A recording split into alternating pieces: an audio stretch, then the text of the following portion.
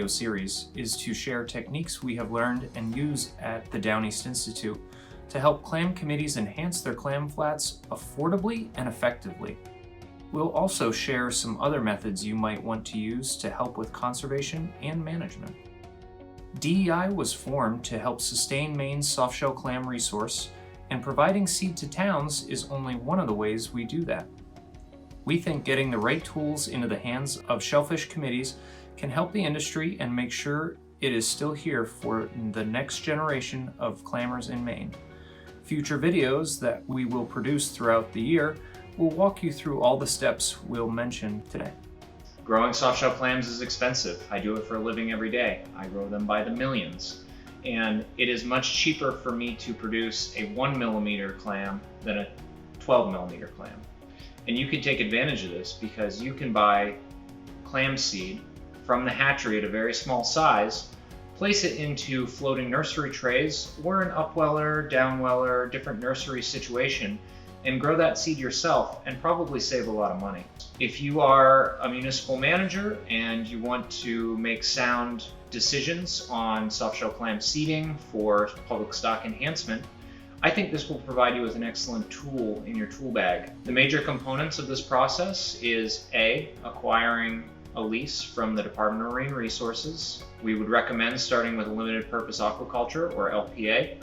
It allows any individual up to 400 square feet of subtitle lease. Then you need to acquire seed from the hatchery, which is simply a phone call to me, and I'll take your order and we'll have them ready for you when you need them. You need to construct nursery trays, typically a floating nursery tray made out of spruce strapping with, we recommend pet screening. It's a reinforced window screen, very rugged, you're not going to be able to break it. And then basically encasing a frame with this screening and placing your seed inside with some flotation, handful of periwinkles on each side to act as biological vacuum cleaners. You're going to cover the thing up in black plastic to keep A, the sun from getting in there and growing macroalgae, and B, from seagulls seeing those tasty clams in there and wanting to poke holes through your screen and eat the clams.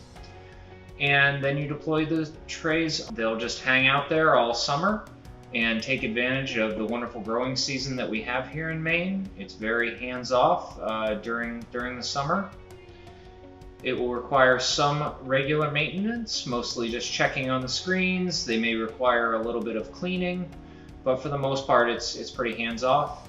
Then in the fall, you'll go and you'll bring the clams back in. You'll take them out of the screens.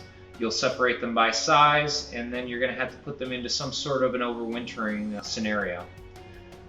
We overwinter our clams inside the facility here in a large overwintering tank which has about 60 gallons a minute of water going in and out of it continuous.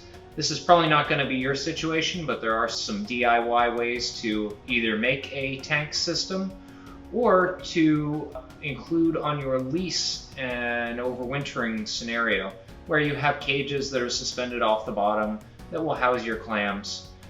If this is done correctly, you'll have over 98% survivorship over the winter, and then in the spring you'll have seeds to put out on your mudflats within your municipality, and hopefully within 2 to 3 years your residents can go and dig them back up and either enjoy a nice clam dinner or put some money in their pocket by selling the clams.